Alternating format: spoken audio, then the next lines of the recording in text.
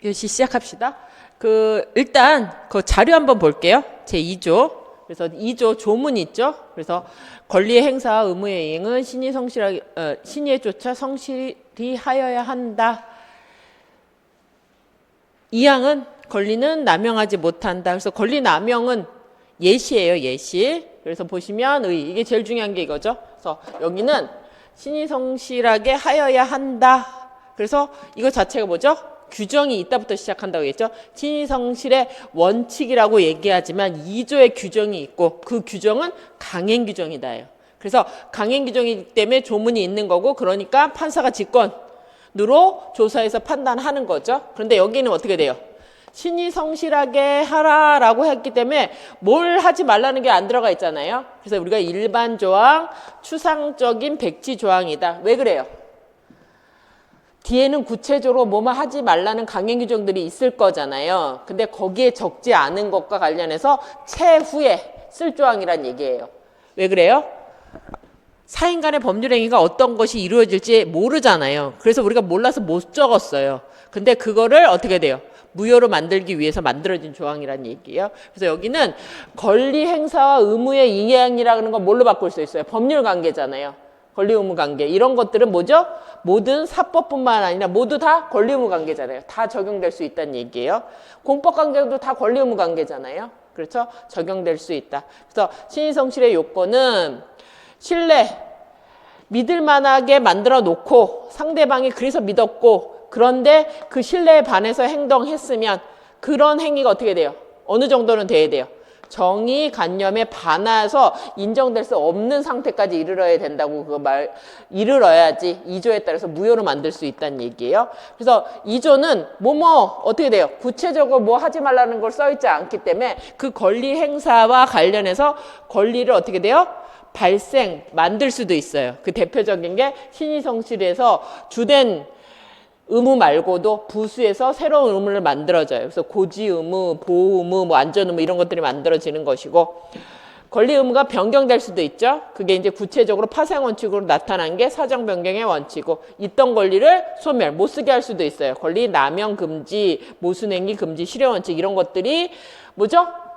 그런 행위를 하지 못하도록 만드는 거죠. 그래서 효과가 나타나고 또 더구나 뭐 할 수도 있어요. 2조에 따라서 여기 내용이 없기 때문에 법에 없는 것들을 보충하는 기능도 하고 법률행위 해석 기준으로 다 쓰인다는 거예요. 그래서 2조는 어떻게 돼요? 최후 비상조항이에요. 우리가 쓸 수 없을 때 어떻게 돼요? 권리 의무와 관련된 것이라면 쓰겠다는 얘기예요. 그래서 이런 걸로 다 쓰여요. 근데 효과는 어떻게 돼요? 권리를 저지하는 건 뭐예요? 그 권리를 쓰지 못하게 하는 효과예요. 권리 자체를 없애는 건 아니라는 것도 확인하셔야 돼요. 그렇다 하더라도 뭐죠? 그렇다 하더라도 2조가 적용 안 되는 게 있다는 거예요. 2조가 적용될 수 없는 게 있다는 얘기예요. 왜요? 민법이 기본으로 결단을 내는 것들이 있거든요. 그럼 무조건 얘는 보호하겠다는 얘기예요. 그래서 보호하겠다는 것 중에 하나가 신의 성실의 원칙과 관련해서 뭐죠? 의사 무능력은 민법은 사적 자체가 원칙이라고 그랬잖아요. 그러면 스스로 그래서 왜 민법이 임의 규정 이인인 이유가 뭐였어요? 당사자가 의사 합치를 본 것이라면 민법은 관여하지 않겠다는 얘기잖아요. 배제하겠다는 얘기잖아요. 그 전제는 뭐죠? 의사가 있어야 된다는 게 전제되기 때문에 의사 무능력이나 제한 능력 제도 같은 경우에는 신의 성실의 문제가 아니라 뭐죠? 민법이 존재하는 원칙과 관련된 거기 때문에 신의 성실의 원칙에 따라서 이거 뭐죠? 이런 행사를 제한하는 건 안 된다예요. 그래서 여기는 신의 성실 원칙이 적용돼요, 안 돼요? 적용 안 되고 제한 능력자의 해는 취소할 수 있는 거예요. 의사 능력은 그냥 무효인 거예요. 그렇죠? 그래서 특히 뭐죠? 강행 규정의 경우에도 적용 안 돼요. 왜 그래요? 신의 성실의 원칙도 강행 규정이었잖아요. 근데 얘는 강행 규정이 뭐였어요? 일반 조항이었잖아요.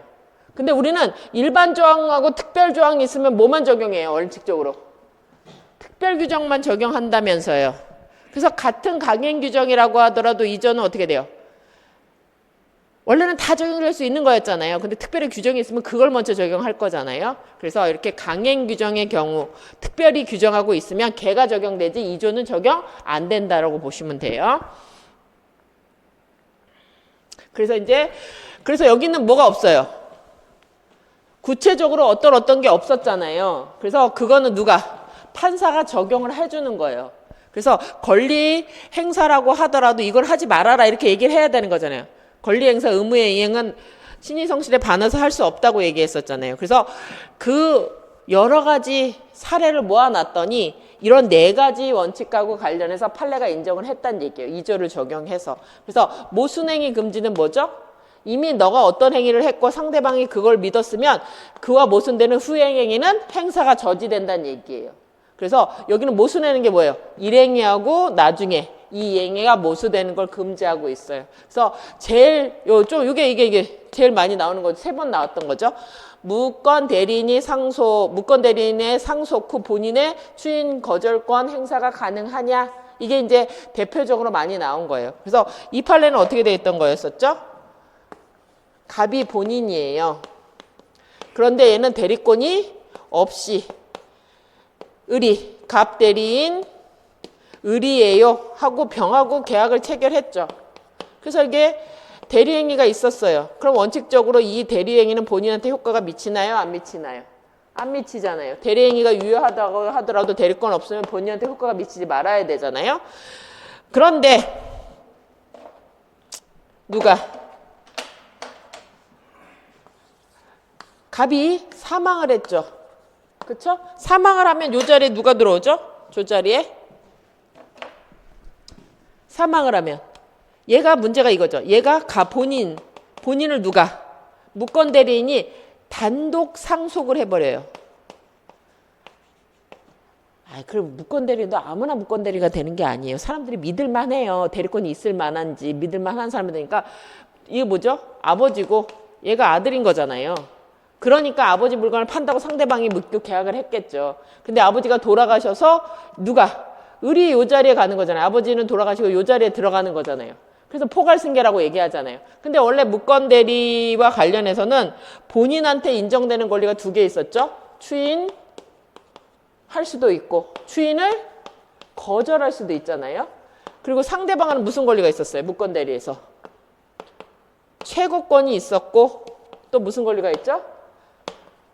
철회권 2가지가 있잖아요. 미성년자하고 관련해서는 단독행위 거절권도 있었지만 여기는 없었다 했던 거잖아요. 그랬을 때 이렇게 을이 아버지 본인 자리에 들어가서 아버지가 쓸 수 있는 추인하고 추인 거절권을 쓸 수도 있는 거죠. 원래는 포괄승계의 경우에. 근데 얘가 이 추인 거절권을 쓸 수 있느냐 이게 문제가 됐어요. 왜 그래요? 추인을 거절한다는 얘기는 뭐죠? 본인한테 효과를 못 미치게 하겠다는 얘기잖아요. 근데 을은 자기가 뭐라 그랬어요? 대리권이 있다고 얘기했잖아요. 자기는 갑의 대리인이에요 하고 병하고 계약을 체결한 거잖아요. 근데 여기는 뭐라는 거예요? 을은 대리권이 없으니까 갑이 뭐라는 거예요? 추인하지 않겠다고 얘기하는 거죠. 효과가 나한테 기속되지 않겠다고 얘기하는 거잖아요. 그러면 갑은 이런 권리를 쓸 수 있다고 하더라도 을이 쓸 수 있느냐 이게 문제가 됐던 거예요. 왜요? 얘는 자기가 유권 대리권이 있다고 얘기한 사람이잖아요. 근데 이 자리에 오면 뭐예요? 나는 대리권 준 적이 없으니까 나한테 효과가 미치지만 확정적 무효로 만들려고 추인 거절권을 쓰는 거잖아요. 근데 갑이 썼을 때는 그렇지만 을은 자기가 대리권이 있다고 말하니까 여기 대리권 없다고 말하면서 추인 거절권을 쓸 수 있느냐 이게 논의가 된 거예요. 그랬을 때 뭐죠? 한마디로 두말하는 거잖아요. 아까 대리권 있다고 얘기하고 여기는 대리권 없다고 얘기하는 거잖아요. 그래서 인정 안 된다 이렇게 얘기도 해요. 근데 판례는 뭐라고 얘기했어요? 판례에서 설명하기는 어떻게 됐어요? 본인이었으면 추인 거절권을 쓸 수 있다고 얘기했었잖아요. 그쵸? 본인은 뭐예요? 나는 저 자식한테 우리 아들한테 막 그러잖아요. 보통 이런 망나니들이잖아요. 아버지가 그러잖아요. 난 저 자식한테 대리권 준 적이 없어. 추인 안 할 거야. 막 얘기할 거잖아요. 그럼 어떻게 됐어요? 아버지가 추인 거절권을 썼으면 을은요? 아버지가 추인 거절권을 썼다. 아버지가 살아있을 때 추인 거절권을 썼다 하면 을은 어떻게 돼요? 얘는 135조에 따라서 무슨 책임을 져야 돼요?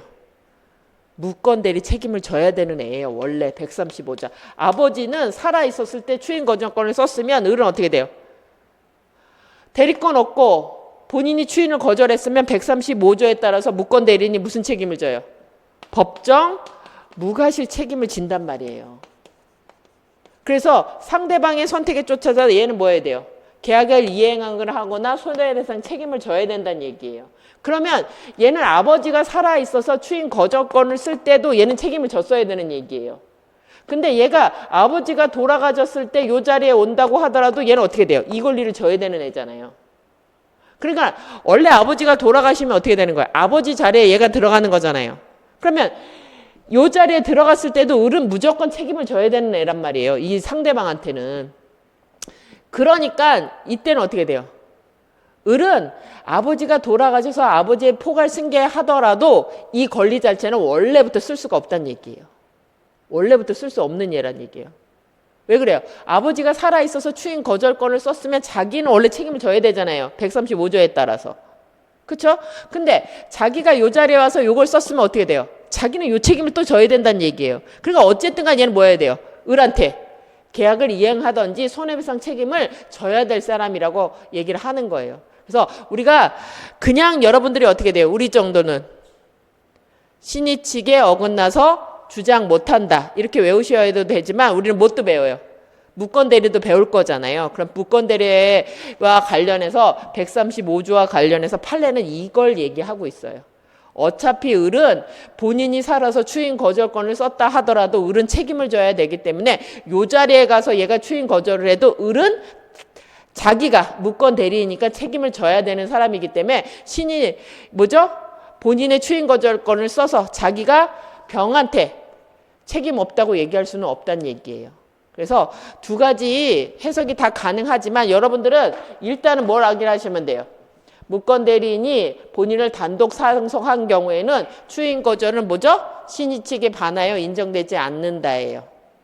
근데 무건 대리로 넘어가시면 135조하고 관련돼서 저 판례가 나올 수도 있다는 얘기예요. 그래서 어쨌든 그 판례가 1번 판례와 관련해서 벌써 3번 기출됐어요. 근데 이게 어디도 나올 수 있다고요? 무건 대리에서도 나올 수 있다는 얘기예요. 그래서 양쪽 다 중요해요. 근데 최근 판례가 많은 거는 이것도 많아요. 무상거주 확인서를 작성한 후 건물 명도 소송서에 대항력 있는 임차권을 주장하지 못하느냐 하는 부분이에요. 이건 무슨 말이에요? 자기는 원래 대항력 있는 임차인이에요. 돈 주고 들어왔다는 얘기죠. 그래서 뭐까지 했어요? 주택임대차법에 따르면 뭐죠? 원래는 채권자는 대항할 수 없지만 인도받고 주민등록 이전을 받았으면 제3자한테도 자기 권리를 주장할 수 있는 사람이에요. 근데 자기가 뭐라고 말했어요? 그래서 임대 경락받을 때 보통 이렇게 하죠. 물어봐요. 경락받기 전에. 아니면 은행이 돈 빌려줄 때 임차인한테 물어봐요. 너 얼마 있니? 대항권 있니? 이런 거 물어본단 말이에요. 근데 자기가 뭐라 그랬어요? 자기는 돈 받을 권리 없다. 무상으로 사는 사람이다. 라고 생각해서 은행이 뭘 해주는 거예요? 돈을 대출해 준 거잖아요. 근데 나중에 내가 너보다 먼저 받아갈 사람이야 라고 주장할 수 있느냐? 이건 없단 말이에요. 왜요? 얘는 자기 입으로 뭐라 그랬어요? 돈 받을 거 없는 사람이라고 얘기했잖아요. 근데 내가 은행보다 먼저 돈 받을 수 있는 권리가 있는 사람이다라고 주장할 수 있어요? 없어요? 신의 측에 반하여 주장할 수 없다는 얘기예요. 이거는 뭐죠? 앞에 말하고 뒤에 말이 다르잖아요. 무상은 돈 받을 게 없다고 얘기한 거잖아요. 그래서 최근 판례는 얘가 많이 나오고 있어요. 판례 자체가. 그래서 앞으로 이게 나올 수 있는 가능성이 있는데 여러분들 1번부터 확인하시는 거예요. 1번부터. 그리고 거꾸로죠. 시효 제도는 뭐예요?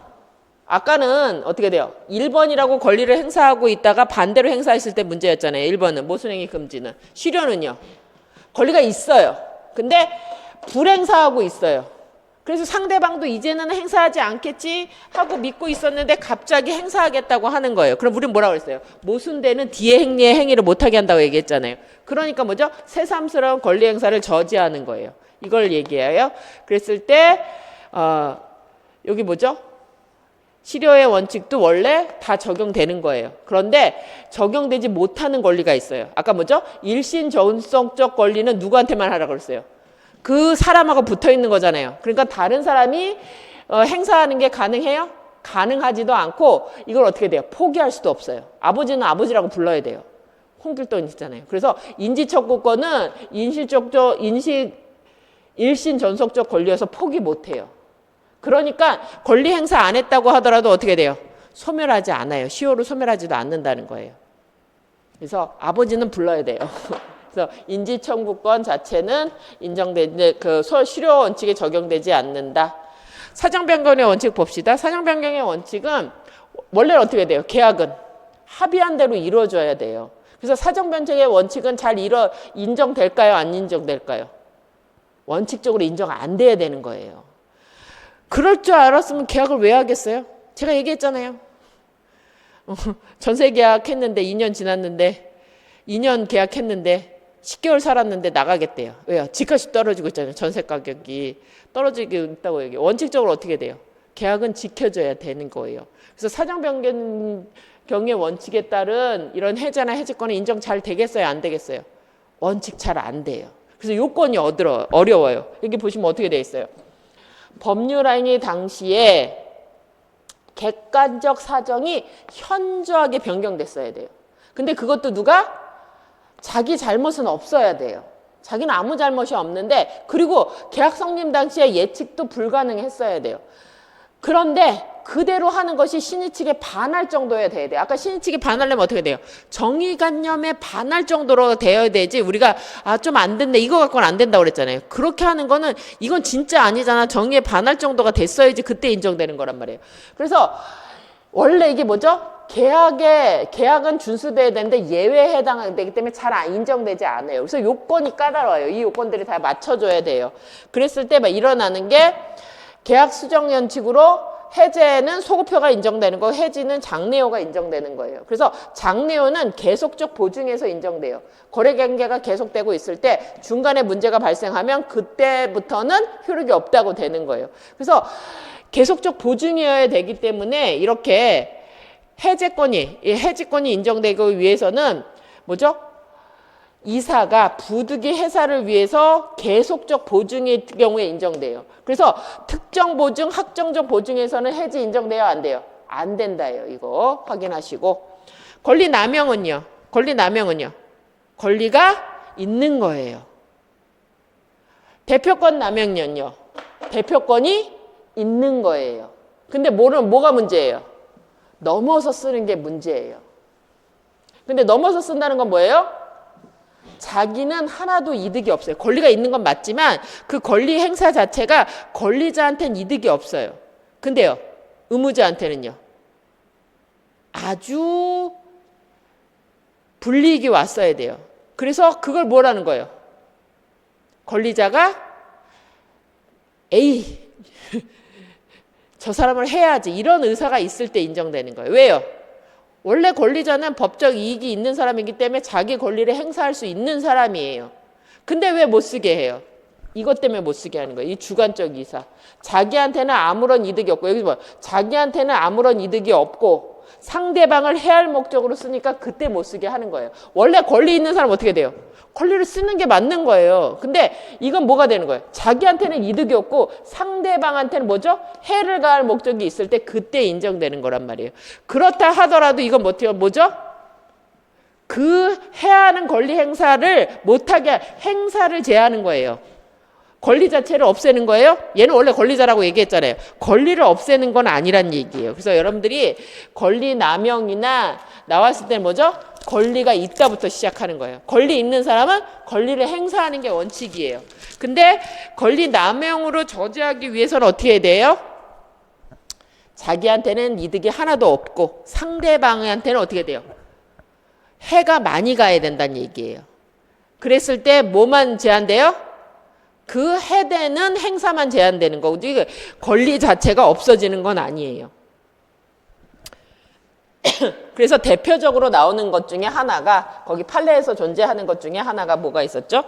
판례에서 존재하는 게 2만 평짜리 땅, 뭐 산이에요, 산. 이거 다 갑 거예요. 답은 이 땅을 하나도 안 쓰고 있었어요. 근데 이 땅 중에 여기다가 학교를 지었어요. 땅을 산 거 맞아요. 이렇게 학교를 지었어요. 그렇죠? 그럼 자기 땅에 지어야 되잖아요. 학교를. 라면. 근데 여기에 어떻게 되죠? 요만큼이 이 땅을 넘어왔어요. 갑의 땅을. 요만큼이 넘어왔어요. 그러면 남의 땅에다 줬으면 원래는 어떻게 돼요? 뿌겨야 되는 게 맞아요. 근데 얘는 여기 이 나머지 땅도 있는데 하나도 안 쓰고 있어요. 근데 굳이 여기 학교 다니는 애들이 있는데 이걸 뿌겨야 되느냐 하는 거예요. 그래서 뭐만 못해요? 철거하라 그 소송만 못하는 거예요. 근데 얘 권리가 얘가 얘 땅인 건 바뀌지 않잖아요. 그러니까 뭘 받아야 돼요? 뿌기는 것만 못하는 거예요. 왜요? 얘한테는 하나도 이득이 안 되고 여기를 뿌기면 어떻게 돼요? 요 조금을 뿌겨도 그 다 못 쓰게 되는 거잖아요. 이쪽 애들은 다시 시끄럽거나 학생들이 공부를 못하게 되니까. 이런 경우라면 뭐만 못해요? 철거라는 행사 자체만 못하는 거지 뭘 받을 수 있어요? 자기 땅을 썼으면 땅 쓴 값은 받을 수 있단 말이에요. 그래서 이거 잘 보셔야 돼요. 뭐죠? 권리 자체가 소멸하는 건 아니고 뭐가 문제돼요? 부당이득 청구권은 가능하다. 뭐가 없어지는 건 아니니까 권리 자체는 소멸하지 않고 뭐만? 그 부당한 행사만 제한된다는 거 이거 잊지 마시기 바래요. 이렇게 보시고 우리가 이제 교재 보고 쭉 정리하면 돼요. 그래서 아까 우리가 교재 정리하던 것 중에 거기 적용상의 한계 봅시다. 적용상의 한계. 22페이지네요. 거기 보면 아까 얘기한 대로 신의칙이 어떻게 된다고 그랬어요? 사법상 법률관계뿐만 아니라 공법상 법률관계도 적용될 수 있다고 했었죠. 그렇다 하더라도 어떻게? 여기 보신 대로 뭐는 민법의 기초 개념인 의사무능력이나 제한능력자 제도는 그대로 효과가 나타나야 돼요. 그리고 법적 효력과 관련해서 거기 보면 뭐죠? 강행규정 위반의 경우에 있어서는 뭐죠? 2조도 조문이 있었고 강행규정이었잖아요. 근데 일반 규정이고 추상규정이었잖아요. 그러면 뒤에 특별한 강행규정, 특별한 규정들, 뭐 근로기준법 이런 것들이 있으면 특별법이 적용되는 거고 이전은 적용 안 되는 거죠. 그래서 이렇게 강행규정의 취지에 반하는 결과가 발생할 경우에 이조는 적용되지 않는다. 그러니까 그대로 권리가 행사 가능한 거죠. 특별법에 따른 권리가 행사 가능한다 하는 거 확인하시면 돼요. 그래서 많이 나오는 지문 중에 이것들이 들어가요. 이것도 많이 나와요. 뭐죠? 강행규정을 위반한 사람, 법률행위를 한 사람이 스스로 무효라고 주장하는 경우 자기가 강행규정을 어겨놓고 그 다음에 무효니까 다시 무효를 주장하는 게 어떻게 돼요? 금반원 같잖아요. 자기가 한 그 스스로 행위를 해놓고 위반된다고 얘기하는 게 앞뒷말이 맞는 거, 모순행위 금지에 적용되는 것 같지만 이렇게 강행규정 위반의 경우에는 아까 뭐라 했어요? 일반 조항인 2조는 적용 안 된다고 그랬잖아요. 그러니까 원칙대로 뭐가 효과가 나타나야 돼요? 그냥 무효여야 돼요. 그러니까 무효는 누구나 주장할 수 있어요. 그렇죠? 그러니까 어긴 사람도 주장할 수 있어요. 그때는 신의칙에 위배된다고 볼 수 없다. 이거 계속 많이 나와요. 그래서 이 조항은 여러분들이 많이 확인하셔야 돼요. 이걸 가장 많이 나오는 조문 중에 하나고 많이 틀리기도 해요. 그래서 한계 조항이다 하는 거 확인하시고 넘어갑시다. 그래서 구체적으로 이제 판례가 2조를 적용한 것들이 모아보면 이런 형태라는 거예요. 모순행위 금지, 실효의 원칙, 사정변경의 원칙, 권리남용이 2조를 적용해서 무효로 만든 사례들을 묶어놓은 거예요. 이제 판사가 이런 행위들은 권리남용이나 권리행사나 의무의 이행이 어떻게 돼요? 2조에 해당돼서 무효라고 이제 얘기한 것들이 그 대표적인 것들이죠. 그래서 우리가 지금 본 것처럼 어떤 행위를 한 후에 뭐죠? 상대방이 그것을 믿고 이 선행행위와 모순되는 후행행위는 이 행위를 못하게 하는 거죠. 그 대표적인 게 우리가 아까 본 것처럼 무권대리인이 상속 후 본인의 추인거주권을 행사할 수 있느냐. 이게 이제 논의가 된 거죠. 그래서 여기 아까 얘기한 대로 갑이 대리권 없이 을소유의 부동산을 정에게 매도하고 소유권 이전 등기에 관한 맞춰 주었는데 그 매매 계약이 무효이고 이것도 역시 무효이나 무권 대리인으로서는 여기 맞았죠. 민법 135조 1항에 의해서 매수인 병한테 뭐 이렇게 돼요? 대리권 없었고 본인의 추인권 받지 못하면 어떻게 되죠? 135조에 대해 소유권 이전 등기할 의무가 있는 것이기 때문에 자기가 아버지 입장에서 추인 거절권을 행사해서 자기는 병한테 아무 권리를 없다고 얘기할 수 있느냐? 그렇지는 않다는 얘기예요. 그래서 여러분들은 어떻게 정리하시면 돼요? 무권 대리인이 본의의 지를 단독으로 상속한 후 본의의 지에서 추인 거절권을 행사하는 것은 어떻게 돼요? 신의칙상 허용되지 않는다. 그래서 어떻게 돼요? 얘는 대리권 있다고 얘기했잖아요. 근데 자기가 대리권 있는 데처럼 유권 대리처럼 해줄 수 있는 권리가 만들어진 거잖아요. 아버지를 상속했으니까. 그러니까 어떻게 돼요? 거절권을 행사하는 것을 거절은 못한다는 거죠. 그래서 어떻게 돼요? 그 계약이 본인한테 효과가 미쳐야 된다는 거죠. 그래서 여기 허용되지 않는다. 얘도 계속 나오고 있다고 말씀드렸죠. 그래서 어떤 식으로 나오든지 확인하셔야 돼요. 근데 최근에 판례가 많은 거는 이게 판례가 많이 나오고 있어요. 판례 자체가 많은 거는. 그래서 아까 얘기한 대로 뭐랬어요?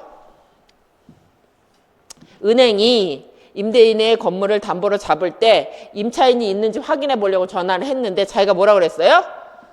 나는 임료가 하나도 없는 무상으로 거주하는 거다라고 작성해줘서 은행이 돈을 빌려줬는데 나중에는 나는 너한테 대항할 수 있는 임차인이야 라고 주장하면 모순행위 금지가 돼서 인정돼 신의 측에 반하여서 얘는 뭐예요? 돈을 하나도 못 받는 거예요. 은행이 먼저 받아가게 되는 거죠. 그래서 이런 것들이 이제 최근 많이 나오고 있다 하는 정도 확인하시면 돼요. 그럼 판례 자체가 많아요. 저거는. 그 임차 그거하고 관련해서는. 근데 문제는 지금 아직까지는 뭐가 많이 나왔어요? 무권 대리인이 본인을 단독 상속한 경우가 아직까지는 많이 나왔어요. 그 다음에 실효원칙 보세요. 이거 뭐죠? 권리가 있어요. 근데 장기간에 걸쳐 행사를 안 했어요. 이게 일행이죠. 그래서 상대방도 안 할 것이라고 정당한 기대를 가졌어요. 근데 갑자기 권리를 행사하는 거죠. 그럼 우리는 뭐라고 그랬어요? 모순되는 뒤의 행위를 행사하지 못하게 하는 거죠. 그래서 여기는 허용되지 않는다. 그런데 판례 중에 이게 있죠. 여기 보면. 그래서 이때 종전 권리자의 불행사에 따른 실효의 원칙이 그 권리를 취득한 새로운 권리자한테도 적용되느냐? 그건 아니죠. 왜요? 한 입으로 두 말 했을 때 문제가 돼요. 앞사람하고 뒷사람은 어떻게 돼요? 서로 다른 사람이잖아요. 모순행위는 어떻게 돼요? 자기가 한 앞에 행위에 대한 후행 행위는 한 입으로 두 말 하지 말라는 얘기잖아요. 그러니까 이렇게 사람이 달라진 경우에는 적용돼요? 안 돼요? 적용 안 된다요. 그래서 기출문제에 나온 것은 여기 이거 나왔어요.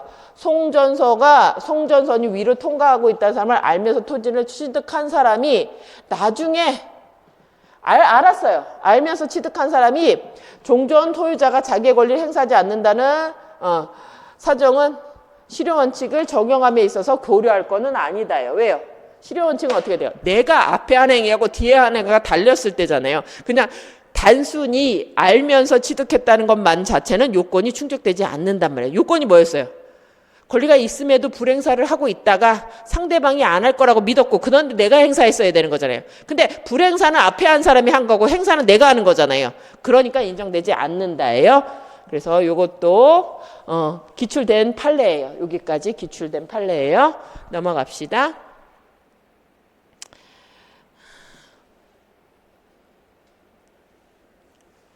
그래서 여기는 지금까지 기출된 거는 이게 이제 기출된 거죠. 아까 실효의 원칙은 원칙적으로 어떻게 돼요? 아까 얘기한 대로 사법상 행위, 공법상 행위 다 적용될 수 있어요. 그런데 그러한 권리라고 하더라도 아까 얘기한 대로 뭐 어떻게죠? 일신 전속적 권리는 그 사람만 행사할 수 있는 거고 포기도 못하는 권리인 인지청구권에는 실효 원칙 적용되지 않는다. 그래서 여기 뭐라 그랬어요? 인지청구권은 본인의 일신 전속적 신분상 권리여서 뭣도 못해요. 자기 자체도 포기할 수 없어요. 그런데 그냥 행사 안 했다고 자체로 소멸되지는 않는다는 얘기죠. 그래서 이거는 인지청구권 자체의 효과예요. 권리 자체의 효과 때문에 인정되는 거다. 아까 얘기한 대로 사정 변경의 원칙은 원래는 뭐라고요? 계약은 우리가 계약을 왜 하는 거예요? 집값이 오른다. 사정이 변경될 걸 원하고 집을 사는 거잖아요. 근데 사정 변경됐다고 올랐으니까 돌려달라. 그러면 안 될 거 아니에요. 원칙적으로는 사정 변경의 원칙은 계약이 구속돼야 될 원칙에 대한 예외이기 때문에 원래는 인정되지 않아야 돼요. 그래서 요건이 까다로워요. 그래서 이것도 잘 보세요. 계약 법률행위 성립 당시에 그 기초되는 사정이 어떻게 돼요? 객관적 사정이 그냥 변경돼도 안 돼. 현저히 변경돼야 돼요. 그래서 여기 요건이 뭐가 확인해야 돼요? 성립 당시에 기초된 사정이 주관적 아니고 객관적이고 그리고 어떻게 돼요? 현저히 변경돼야 돼요. 요건이 맞추기 이거 하나 맞추기도 쉽지 않아요. 그리고 그 규책 사유가 누구 돼요? 본인한테는 없어야 돼요. 자기 잘못은 하나도 없어요. 근데 객관적 성격이 바뀌고 그 다음에 법률행위 당시에는 당사자가 그런 일은 없을 거라고 얘기 못했어야 되고 그것이 어떻게 돼요? 그대로 하면 그 내용대로 하면 현저히 신의 측에 반한다. 이걸 어떻게 돼요? 정의관념에 반할 정도가 됐어야 된다고 얘기했잖아요. 그래서 요건 갖추기가 되게 까다로운 거예요. 이건 잘 인정 안 돼요. 잘 인정 안 돼요. 그래서 여기는 요건이 많이 나와요. 거의 잘 인정이 안 되니까. 그래서 거기 판례가 얘기하는 것 중에 원칙적으로 그래서 일시계약은 뭐예요? 오늘 계약하는 거예요. 그럼 사전 변경이 이럴 일이 없잖아요. 오늘 계약하고 오늘 끝나니까. 그래서 일시적 계약은 원칙적으로 해제가 인정되지 않는 게 원칙이에요. 오늘 계약하는데 변경이 얼마나 많겠어요, 그게. 그래서 이건 인정되지 않고 원칙적으로 인정되지 않아요. 그리고 여기서 사정 변경이라고 하는 거는 개인적인 사정이 아니라 아까 뭐라고 했어요? 객관적 사정이 변경돼야 돼요. 내가 지금 돈이 없어졌어요. 뭐 이런 거 안 된단 말이에요. 그리고 어떻게 돼요? 계약 성립 당시에 기초된 사정이 변경돼야 되기 때문에 기초되지 않은 사정이 나중에 변경됐다? 그거는 사정 변경 원칙에 적용이 안 돼요. 그렇죠? 그래서 거기 보면 특히 이제 보증하고 문정됐을 때도 어떻게 돼요? 보증은 우리가 남의 채무에 관련해서 자기가 네가 못 갚으면 내가 갚으겠다는 얘기잖아요. 그래서 여기도 특정 보증이라고 하면 그게 어떻게 돼? 특정 보증. 5억이면 5억 딱 정해져 있는 보증이라면 얘는 5억 정도는 제가 못 갚으면 내가 갚겠어가 돼 있을 때는 이때는 뭐죠? 해지권 자체가 인정되지 않아요. 이미 그때 딱 결정이 난 거니까. 근데 그래서 그렇지만 뭐는 가능해요? 해지권은 뭐예요? 해지권은 장래적으로 모든 책임을 안 지겠다는 얘기예요. 내가 5억을 지고 있었는데 앞으로는 5억 자체를 다 효력이 안 미치겠다는 얘기예요. 그런데 여기 뭐죠? 보증인의 책임 제한을 하는 것은 예외적으로 허용된다는 것은 뭐죠? 내가 특정 채무 5억을 보증을 한 거예요. 그럼 이것 자체가 앞으로 5억을 전부 내가 해제권이 행사됐다는 건 뭐야? 앞으로는 내가 그 보증 계약에 따른 책임을 지지 않게 되는 거잖아요. 앞으로 장래적으로 없는 관계가 되는 거잖아요. 계약 관계가 없게 되는 거지만. 그래서 이거는 인정 안 되잖아요. 그럼 얘는 5억을 갚아야 되는 거잖아요. 근데 뭐죠? 여러 가지 신의 측에 비춰 용납할 수 없는 성질의 경우라면 어떻게 한다? 책임 제한은 된다는 건 뭐죠? 5천만 원 10%는 깎아줄까? 뭐 4억 5천? 이건 책임 제한이에요. 책임은 지는 거예요. 얘가 해지권은 뭐예요? 앞으로 책임을 안 지는 거잖아요. 보증 책임을. 하지만 여기는 먼저 책임을 지는데 그때하고 좀 바꿨으니까 우리가 좀 생각을 해보자. 걔도 잘못이 있으니까 좀 깎아주면 안 돼? 그건 가능하다는 거예요. 그래서 책임 제한은 뭐예요? 책임은 지지만 조금 깎아주는 거예요. 해지권은요. 보증 책임 자체가 장래적으로 없어지는 걸 얘기한단 말이에요. 그래서 사정 변경으로 인한 특정 채무에는 뭐가 안 돼요? 사정 변경으로 인한 해지는 안 된단 말이에요. 사정이 안 바뀌어요. 5억 자체는 변하지 않는 거지만. 하지만 뭘 할 수 있다? 감액은 할 수 있다는 거예요. 책임 제약해서. 두 개를 다른 얘기예요. 해지권은 어떻게 돼요? 보증계약 자체가 효력이 없어져서 5억이 다 내가 안 갚아도 된다는 얘기예요. 그래서 그거는 인정되지 않지만 어떻게 돼요? 그건 너무 혼자 다 갚는 건 아니지. 쟤도 잘못이 있는데 그러면 어떻게 돼요? 조금은 깎아줄 수 있다. 이걸 우리가 책임 제한이라고 얘기하는 거예요. 두 개가 다르고. 근데 계속적 보증계약은 어떻게 돼요? 계속적 계약이라고 하면 이게 한계가 아니라 뭐죠? 지금은 1억이지만 또 계약을 맺으면 또 10억이 될 수 있는 거잖아요. 그래서 이런 경우라면 여기도 요건이 되게 어려워요. 계속적 계약이라고 하더라도 다 인정되는 게 아니에요. 아까 사정변경 요건 자체가 어렵다고 얘기했었잖아요. 그래서 여기는 어떻게 돼요? 회사의 임원이나 직원의 직이 있기 때문에 그냥이 아니라 부득이하게 누가 요구해서 회사의 요구로 계속적 거래에 대해 보증을 하게 된 자는 또 요건이 어떻게 같아요? 현저한 사정변경, 퇴사로 인하여 직원의 떠난 경우에는 그때 예외적으로 보증계약을 해지할 수 있어요. 그래서 여기는 요건이 쉽지 않다는 걸 확인하셔야 돼요. 넘어갑시다. 그래서 그 정도 보시면 되고 4번 보시면 권리남용 볼게요. 이제 맨 마지막이죠. 그래서 권리남용은 항상 뭐라고요? 권리가 있다부터 시작하시는 거예요. 권리가 있다. 그래서 권리 있는 사람 원칙적으로 어떻게 돼요? 자기 권리는 마음대로 써야 되는 거예요. 그럼 남용되려면요. 아주 나빠야 되는 거죠. 아주 나빠야 되죠. 그럼 왜 나빠야 되는지 그걸 보세요. 그래서 여기 보시면 아까 얘기했처럼 원래는 권리자는 권리를 마음대로 쓸 수 있어야 돼요. 자기 권리니까. 권리가 뭐라고 그랬어요? 자기가 법적 이득 있는 사람이잖아요. 그럼 법적 힘이 있는 사람이기 때문에 마음대로 써야 돼요. 근데 문제는 뭐예요? 외형상은 권리 행사, 자기 권리를 쓰는 것처럼 보이지만 실질은 권리를 쓰는 게 아니라는 거예요. 권리를 쓰는 게 아니라 뭐죠? 본래 사회의 목적에 반하여 정당한 행사로 볼 수 없는 경우예요. 이게는. 그러니까 제한하자는 얘기예요. 그래서 여기 보면 객관적 요건으로 권리는 있어야 돼요. 이게 없으면 권리 남용 자체가 아니에요. 권리는 있는데 권리를 행사할 때 그 행사가 여기 이거 중요한 거예요. 이거요. 권리는 자기 이익을 써야 되는데 정당한 이익이 없어요. 여기. 그리고 어떻게 돼요? 상대방한테는 어떻게 돼요? 상대방한테는 해야 하는 목적이 있는 게 원칙적으로 요구돼요. 그래서 안 있는 것도 있지만 우리는 거기까지 나오지 않아요. 그래서 그렇게 보시고 그래서 효과 보시면 여기도 중요하죠. 권리 남용이 인정된다고 하더라도 뭐죠?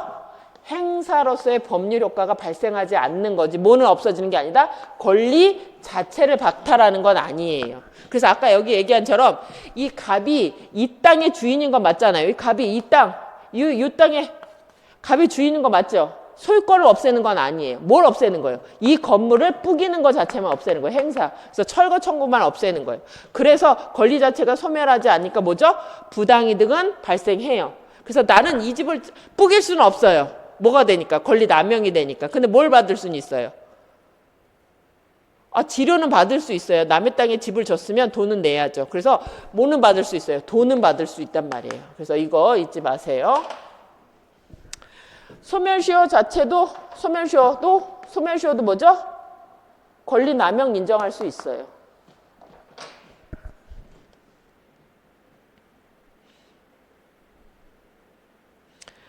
그리고 넘어가셔서 거기 29페이지 봐보세요.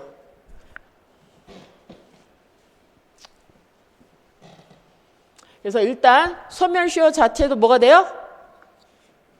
자기가 권리 남용이 될 수도 있어요. 소멸시효도. 왜요? 그것도 항변권이잖아요. 소멸시효가 완성되면 너는 권리가 있었지만 지금 없다고 항변할 수 있는 거잖아요. 근데 그 항변이 어떻게 돼요? 자기한테는 하나도 이득이 안 되고 상대방의 행사만 저지하려고 하는 건 그것도 권리 남용이 될 수 있어요. 그렇죠? 근데 거기 보세요. 이 방가로 2번. 여기 보시면 국가가 국민을 보호할 의무가 있다는 사유만으로 국가가 소멸시효 완성을 주장하는 것 자체가 신의성실에 반하는 권리 남용에 해당한다고 할 수는 없다. 이건 뭘 보는 거예요? 국가도 공법상 권리인으로서 여기 그러니까 이때 국가는 무슨 국가예요? 공법상 행사하는 국가예요? 민법은 뭘 공부하시는 거라고 그랬죠? 사인 간의 법률 관계를 공부한다고 얘기했잖아요. 국가가 공권력으로 행사를 하는 경우는 어떻게 돼요? 그건 공법이에요. 행정법 관계예요. 근데 국가도 어떻게 돼요? 책상도 사고 연필도 사고 할 거 아니에요. 공무원이 쓰는 거. 그건 공법 관계예요? 아니요. 그냥 사인간 계약의 당사자일 뿐이에요. 근데 그게 뭐죠? 국가가 와서 사는 걸 뿐이란 말이에요. 그럼 민법상으로 따지면 그냥 국가가 매수인인 경우일 뿐이란 말이에요. 그러면 사인간이라고 똑같이 다뤄져요. 그때는 국가가 공권력을 행사하는 국가가 아닌 거잖아요.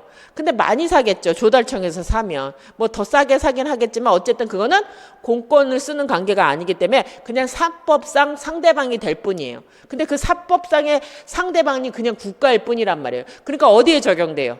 민법이 적용되는 경우란 말이에요. 그래서 여기는 뭐라고요?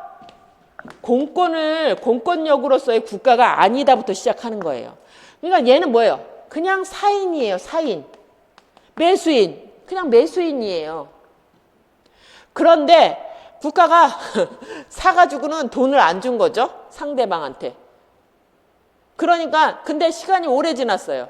그래서 상대방이 들어왔을 때 야, 그거 소멸했는데 국가는 주장 못 하나요? 여기서 뭐라고 얘기했어요? 야, 넌 국가잖아. 국민을 보호해야 되는데 국민 돈을 떼먹으려고 이제 막 이렇게 된 거죠. 근데 얘가 뭐라고 얘기하는 거예요? 나는 그 국가가 아니야. 그냥 매수인으로서 국가잖아. 그러니까 얘는 뭘 할 수 있어요? 소멸시효 주장할 수 있다는 얘기예요. 그래서 여기는 그냥 국가라는 이유만으로 공권력을 행사하는 게 아닌데 그러면 어떻게 돼요? 사인하고 똑같은 거잖아요. 근데 사는데 뭐예요? 국가 이름으로 샀을 뿐에 대한민국으로 이름으로 샀을 거 아니에요. 공무원들 쓰라고 주려고 사는 건데 그건 공권력을 행사하는 게 아니니까 사인이고 사인이라면 뭘 주장할 수 있어요? 소멸시효 주장할 수 있는 거잖아요. 그런데 국가는 너는 국민을 보호해야 되는데 국민 돈 떼먹으려고 그건 아니란 얘기예요. 그래서 이거는 할 수 있다예요. 그래서 이게 권리 신의 소멸시효 완성을 주장한 것 자체가 신의 측에 반하는 것이라고 할 수는 없다는 거예요. 그래서 주장할 수 있다예요. 얘는 뭐 그냥 사인이기 때문에. 그래서 이때는 국민을 보호할 국가가 아니란 얘기예요. 공권력을 행사할 때는 국가가 국민을 보호해야 되는 관계였잖아요. 근데 여기는 그냥 사인의 관계이기 때문에 소멸시효 주장할 수 있다예요. 그래서 이해는 가셨죠? 무슨 말을 하고 있는지. 그래서 여러분들이 국가라고 해서 항상 공권력을 쓰는 건 아니에요. 그래서 민법에 많이 등장해요. 국가. 맨날 뭐라고 얘기했어요?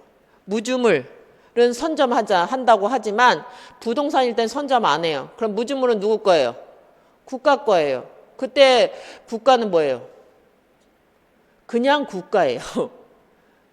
국가예요. 공권력을 행사하는 건 아니에요. 민법 사인간에서 법률관계 귀속주체가 없을 때 국가가 가져간다는 얘기지 그게 공권력을 행사한다는 얘기는 아니에요.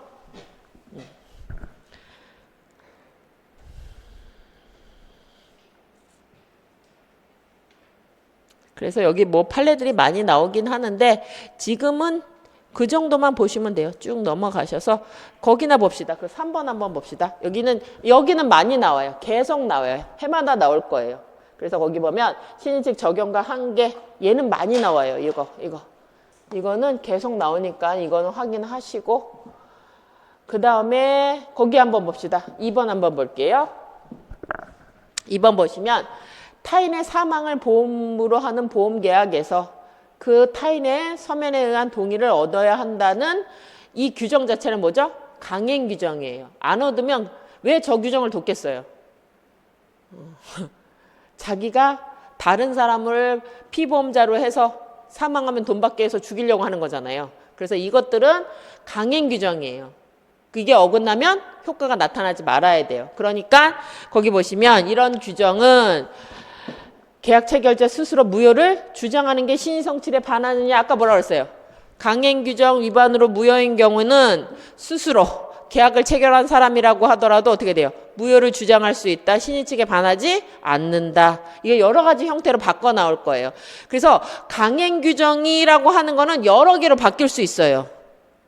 아까 근로기준법이 나올 수도 있단 말이에요. 강행규정. 그래서 그건 다 똑같아요. 그래서 특별한 사정이 없는 한 그러한 주장을 신의 측 금반원에 위반된다고 하여 볼 수 없다. 이게 위반된다고 하여 무효라고 주장 못하면 안 되잖아요. 이건 뭐죠? 그런 계약은 하지 말라는 게 우리가 결단인 거잖아요. 그래서 인정, 그런 거로 바뀔 거라는 예시예요. 그래서 그 정도 보시면 됩니다. 그리고 아까 얘기한 대로 의사 무능력자가 아까 우리 의사 무능력은 항상 어떻게 돼요? 무효가 돼야 된다고 얘기했잖아요. 제한능력자의 법률행위는 취소권을 행사할 수 있는 거잖아요. 그래서 자기가 계약을 체결했다가 무효를 주장한다. 그럼 신의 측에 위반해서 안 된다고 하면 안 되잖아요. 법적 그 결단에 어긋나는 거니까. 그래서 의사 무능력자가 자기 명의로 대출을 체결했어요. 자기가 체결했잖아요. 그러고 나서는 자기 소유의 대출을 하고 근저당을 선 다음에 무슨 의사 무능력의 특별대리인이 무효라고 부인하는 것은 신의 측에 반하지 않는다. 무효를 주장할 수 있어야 된다는 얘기예요. 그래서 이런 식으로 바뀌어 나온다는 것만 여러분들이 확인하시면 돼요. 그래서 이 정도 보시고 쭉 넘어가시면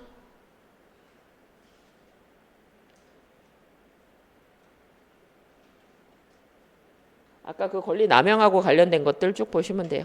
그래서 오늘은 여기까지 하시고 시간이 5분 정도 남았으니까 기출문제 한번 볼게요. 그 기출문제 한번 보세요. 그래서 기출 관련된 것들 한번 잠깐 보시면 특히 우리가 이제 2조와 관련돼서는 지금 보세요. 2조가 우리가 이제 10년 동안 나온 걸 거기다 쭉 정리한 거잖아요. 엄청 많아요. 특히 우리가 2조가 많이 나와요. 그래서 내년에도 2조는 그냥 나오신다고 보면 돼요. 다른 시험에서는 2조가 이렇게 많이 나오지 않아요. 근데 우리 시험만 특히 이렇게 많은 거예요. 그래서 여러분들은 내년에도 2조는 나올 거라고 생각하시고 2조와 관련돼서는 여기에 있는 것들 정도는 보셔야 된다는 얘기예요. 그래서 우리가 아까 잠시 봤던 것처럼 기본적으로 나오는 거는 일단 가장 많이 나오는 거는 여러분들 뭐부터 보셔야 돼요? 조문이 있다부터 보시는 거잖아요. 근데 특히 여기 가서 얘기한 대로 여기 그냥 이렇게 나온단 말이에요. 신의 측이란 이렇게 나와요. 신의 성실 신의 측. 2조라고 나오는 문제가 거의 없어요. 그럼 여러분들한테 뭘 헷갈리게 하려는 거예요? 원칙이잖아. 조문이 없을 거잖아. 이런 걸 얘기를 하려고 꼭 그렇게 낸단 말이에요. 신의성칙의 원칙에 대해서 설명한 것이다. 뭐 이렇게 나오지 2조에 대해서 설명하라고 얘기를 안 나와요. 그러니까 신의성실 나오면 여러분들은 2조가 있다부터 하시는 거예요. 그런데 그것이 어떻게 돼요? 추상적 규범이지만 강행 규정이다예요. 그렇기 때문에 규정이 있기 때문에 법원이 직권 판단할 수 있다예요. 이게 제일 많이 나오는 거예요. 그래서 변형될 거 여러분들이 확인하시고, 그래서 2조하고 관련돼서 대표적인 판례가 뭐죠? 모순행위 금지와 관련된 거죠. 신뢰를 줬는데 그래서 믿었고 그 반대되는 행위를 했을 때 인정되지 않는다는 게 대표적으로 이게 많이 나온다는 거예요. 근데 여러분들은 하나 더 하신다면 135조와 관계도 하나 더 확인하시면 된단 말이죠. 여기 어떤 관계에 있는지. 그리고 사정 변경의 원칙은 원칙적으로 인정 안 된다고 얘기했었잖아요. 그래서 사정 변경하고 관련돼서는 아까 요건이 보신 대로 사정 변경은 어떻게 된다고 그랬어요? 계약 성립의 기초가 되는 사정이 그것도 어떻게 돼요? 객관적 사정이 현저히 변경됐을 때 일어나잖아요. 근데 여기는 뭐가 됐어요? 성립에가 기초되지 않은 사정이기 때문에 이게 틀린 거예요.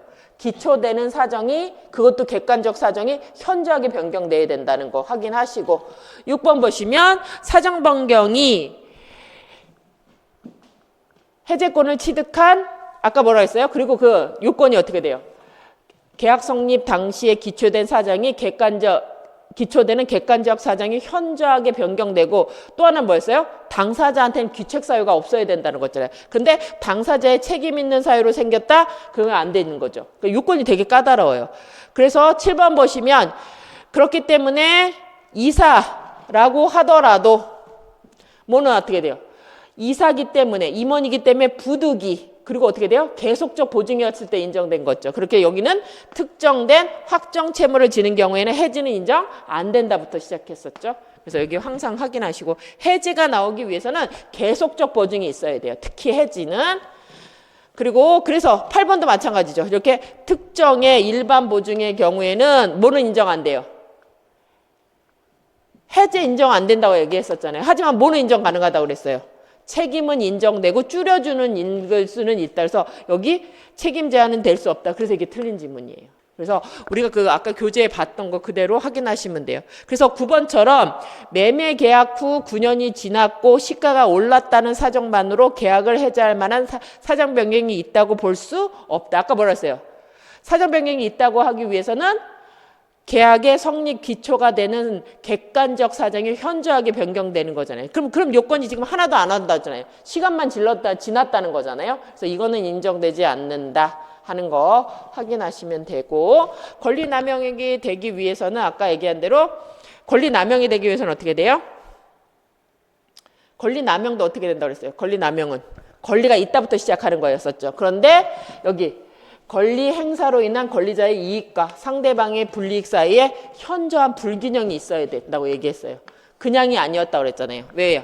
자기한테는 이익이 안 되고 상대방한테는 일단 불균형이 있어야 되고 그걸 어떻게 돼요?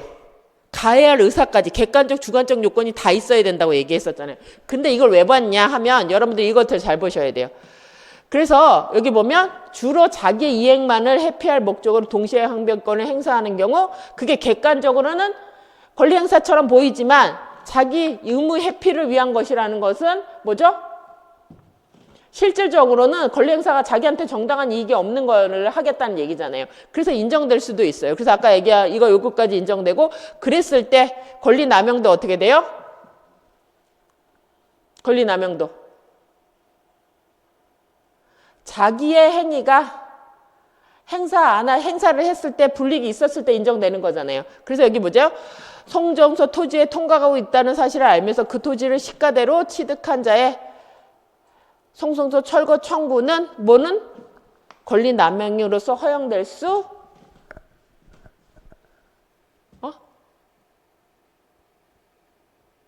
아, 이건 맞죠? 왜 그래요?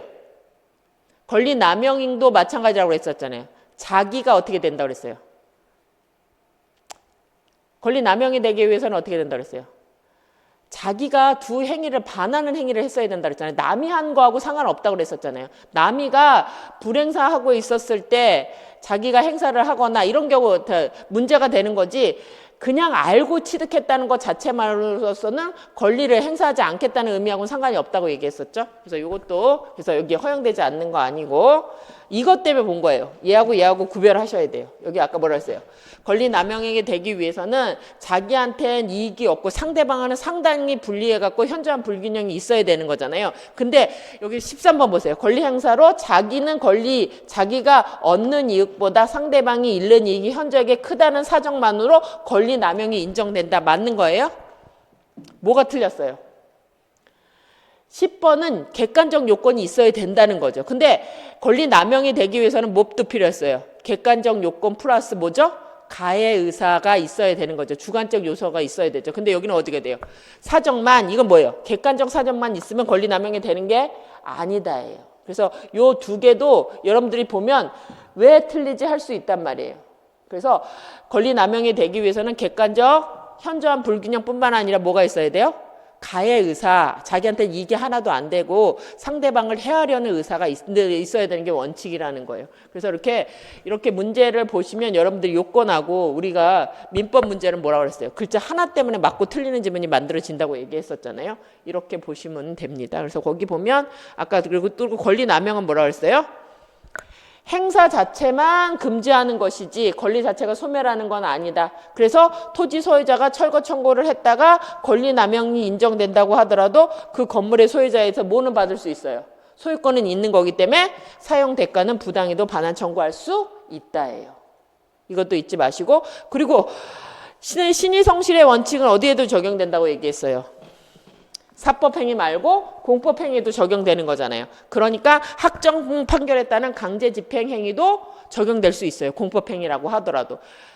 그래서 여기 뭐라고 돼 있어요? 실효의 원칙. 이건 신의칙으로 바꿔도 똑같아요. 항소권과 같은 소송법상 권리에도 적용될 수 있다. 공법에도 적용된다고 얘기했었잖아요.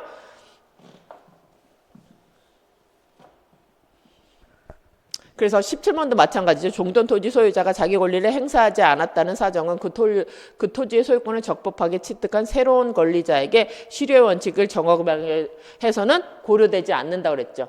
왜요? 한 사람이 서로 모순되는 행위를 했을 때 문제된다고 얘기했었잖아요. 그래서 17번도 같은 얘기고, 인지청구권 우리 봤죠?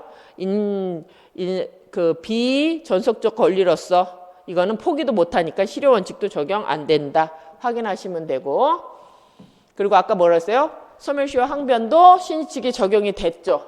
그런데 국가라고 해서 소멸시효 항변할 수 없는 것은 아니라고 얘기했었죠. 국가가 사인으로 행위할 때는 소멸시효 주장하는 것이 가능한 거죠. 그래서 국가라는 이유만으로는 신의성실의 원칙에 반하는 건 아니다 하는 거 좀 전에 우리가 봤었잖아요. 그래서 저렇게 문제가 나올 수 있다는 거. 그리고 여기 21번도 중요해요. 잘못하면 틀릴 수도 있어요. 21번 보면 신의칙은 아까 어떻게 적용된다고 그랬어요?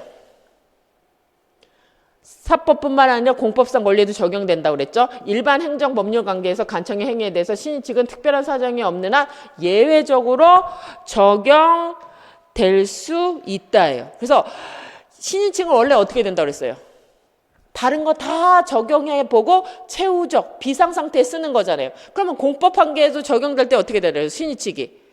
다른 원리가 다 있고 나서 맨 마지막에 적용되는 공법에서도 마찬가지라는 거예요. 그래서 신의칙은 우리가 적용할 때 어떻게 되나요? 처음 적용되는 게 아니라고 그랬잖아요. 다 강행 규정 있으면 다른 강행 규정 다 적용되고, 그래도 없을 때 마지막으로 최후적으로 적용되는 비상 수단이잖아요. 그러니까 공법에 적용될 때로 예외적으로 적용되는 거예요.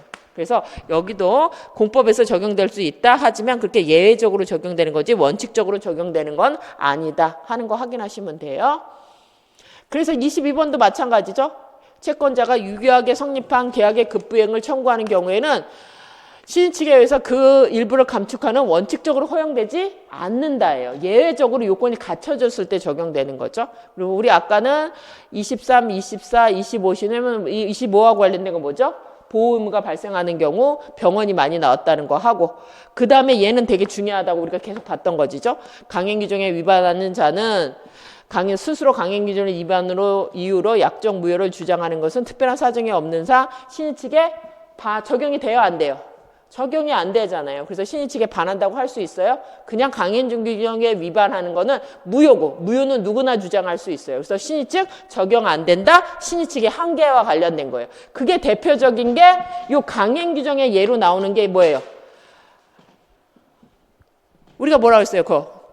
한계가 있다. 대표적인 게 뭐였었죠? 의사 무능력, 제한 능력이었잖아요. 그것도 적용 안 되는 거잖아요. 그래서 법정 대리인의 동의 없이 미성년자가 계약을 체결하는 거 사후에 법정 대리의 동의 없음을 이유로 취소하는 거는 뭐죠? 신의측 적용 안 되잖아요. 그래서 신의측에 반하지 않는다. 그럼 원칙적으로 뭘 해야 돼요? 취소권 행사할 수 있다예요. 그래서 이 두 가지는 많이 나오고 있잖아요. 얘도. 이건 왜 그래요? 이건 우리 조문에 있는 것들이잖아요. 시험 보는 거니까. 그래서 이 현실적으로는 이렇게 많이 나왔어요. 그래서 뭐가 나오는지를 잘 보셔야 돼요. 이렇게 기출문제를 이렇게 쭉 보면 우리가 이제 전체 문제를 볼 때는 잘 모르지만 조문하고 관련돼서 쭉 이어놓으면 뭐가 나오는지 안 나오는지 어디가 중요한지 뭐가 많이 나오는지를 눈에 확 보이게 돼요. 그래서 그러면 우리가 공부를 어떻게 해야 될지 어디까지 할지가 딱 나오게 된다는 얘기예요.